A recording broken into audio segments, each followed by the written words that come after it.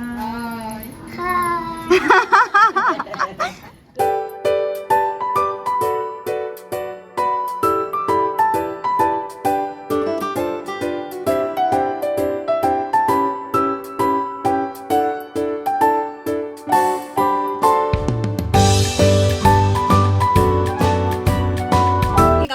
guys, welcome back to another blog. আজকের ব্লগটা কি নিয়ে বলবে? আচ্ছা খুব একটা স্পেশাল ব্লগ। আমার দিদি রিসেন্টলি প্রাইমারি টেট পরীক্ষাতে চাকরি পেয়েছে। রিসেন্ট যে আমাদের অ্যানাউন্সমেন্টটা হলো পুরোপুরি, তো সেখানে চাকরি পেয়েছে। তো অনেক দিনের প্রতীক্ষার পরেই চাকরিটা পাওয়া, তাই জন্য দিদি ঠিক করেছে যে পুরোপুরি আমাদের পুরো ফ্যামিলিকে ট্রিট দেবে। তাও আবার কোথায়? বারবিকিউ নেশনে। হ্যাঁ, সো আজকে আমরা সবাই মিলে বারবিকিউ নেশনে যাবো এবং বারবিকিউ নেশনে গিয়ে প্রচুর মজা করবো এবং দেখা যাক যে কি খাই আমরা, কি কি আইটেম আছে ওখানে। বুধবার দিন যাচ্ছি, জেনারেলি উইকডেজে আইটেম একটু কমই থাকে। আজকে রামনবমী, ওই জন্য আর কি ছুটি পেয়েছে সবাই, তার জন্য আজকে দিনটাই করা হয়েছে। যদিও ফোন করে আমি 7 জনের বুক মানে সিট রিজার্ভ করে নিয়েছি, বুক করে নিয়েছি। তো এখন ও বলছে স্লটের একটু প্রবলেম হতে পারে, অলরেডি টাইম হয়ে গেছে। হ্যাঁ, তো তাড়াতাড়ি চলো। Say hi, say hi, say hi, say hi, flying kiss, flying kiss কোনটা? কিটি, ওই দেখো, ও এখন কিটির উপর ফোকাস। ওই আসো না, কি দেখবো বলো? ওই দেখো কিটি। ও মাই গড, কিটিটার কালার কি? কিটিটা হোয়াইট কালার। আর তুমি একা যেতে পারবে? একা যে যাচ্ছ? নেই বলছো কিটিটার উপর?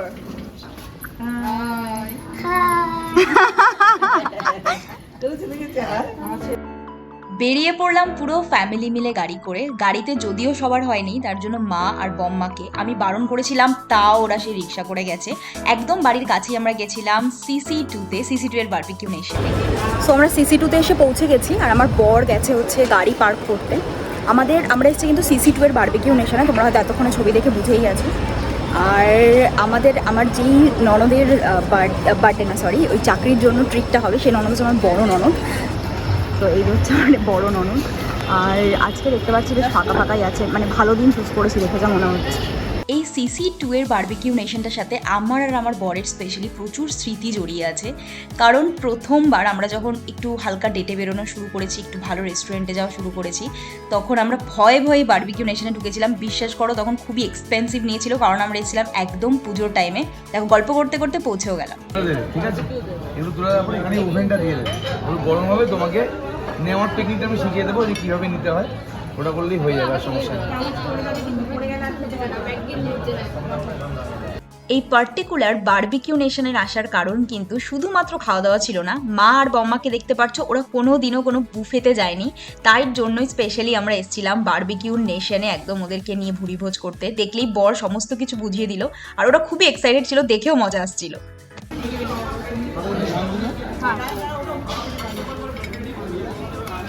আরেকটু দেবো না?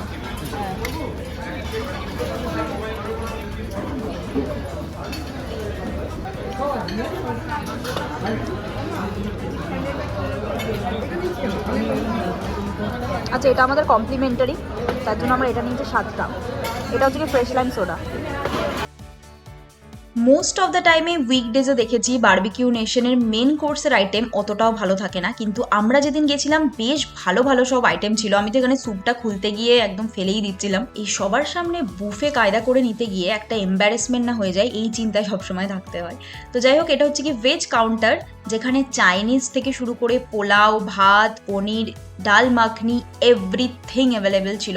আমি তো আবার দুটোই ট্রাই করেছি। তো এখানে দেখতে পাচ্ছ, এখানে আছে মাটার, মালাই মাটার টাইপের কিছু একটা, দারুণ ছিল ওটা জাস্ট খেতে। আর নন ভেজ সেকশনে ছিল, ফার্স্টেই ছিল চিকেন। এটা চিকেনের কোনো একটা প্রিপারেশন হবে, যেটা অ্যাভারেজ খেতে ছিল, কোকোনাটের একটা সুন্দর ফ্লেভার ছিল। আর এটা হচ্ছে গিয়ে দই কাতলা। মাছ আমি বাড়িতে প্রচুর খাই, তাই জন্য আর এখানে খেলাম না, মাছ আমার অতটা ফেভারিট না। এখানে ছিল এগ, যেটাও আমি ট্রাই করিনি। আর তারপর ছিল চাইনিজ। বারবিকিউ নেশনে গিয়ে চাইনিজ কেন জানি না আমার অতটা ট্রাই করতে ভালো লাগে না। আমি তো ডিরেক্ট ট্রাই করেছিলাম এই যে the star of the show, যেটা হচ্ছে মাটন বিরিয়ানি। বিরিয়ানি যদিও আমার খুব ফেভারিট না, বাট এই বিরিয়ানিটা কিন্তু বেশ ভালো ছিল। আর ছিল নন ভেজ একটা স্যুপ। এরপর চলো স্যালাড কাউন্টারে যাই। হাজার রকমের স্যালাড থাকে, অত নামও মনে নেই। আমি জাস্ট আমাদের বাঙালির নর্মাল স্যালাড নিয়েছিলাম। আর এটা হচ্ছে কি আমার ভেজ থালি। ভেজের মধ্যে নিয়েছিলাম ডাল মাখনি, মালাই মাটার, পনির এসব, আর বিরিয়ানি নিয়েছিলাম, স্যালাড নিয়েছিলাম, রায়তা নিয়েছিলাম, তার সাথে নিয়েছিলাম চিকেন। এ দেখো সবাই একদম মন ভরে খাচ্ছে। এরপর মেন কোর্স শেষ করে চলে গেছিলাম ডেজার্ট সেকশনে, যেখান থেকে একটু ফ্রুটস নিলাম, তার সাথে নিলাম ক্যারামেল কাস্টার্ড, এটা ছিল কোকোনাট কাস্টার্ড আর হালবা। খাওয়া দাওয়া পর্ব পুরোপুরি কমপ্লিট। এখন আমরা আইসক্রিম আনতে এসেছি এবং পেট পুরোপুরি ভরে গেছে, পেট ভরা পেটটা ভরে গেছে, এবার আর পাচ্ছি না, এবার খাই আইসক্রিম। আইসক্রিমটা কিন্তু এখানে খুব ভালো, স্পেশালি কুলফি, এক্স্যাক্টলি ওটাই নিতে এসেছি, আর তার সাথে সাথে আইসক্রিম। কী কী আইসক্রিম আছে by the way? Vanilla, strawberry, butterscotch and chocolate. আমি বাটারস্কচটা নেব।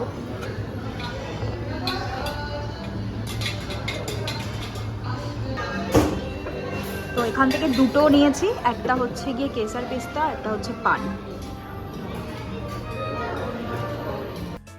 খেয়ে দিয়ে বেরিয়ে আসছিলাম, বরের আবার হঠাৎ করে ইচ্ছে হলো সিসি2 টেরিসে যে ক্রিকেট খেলার একটা সুন্দর গ্রাউন্ড আছে, ওখানে ক্রিকেট খেলবে, 200 টাকা পার পার্সন নেয়। কটা বল হয় ঠিক জানি না, 36টা বোধহয় বল হয়।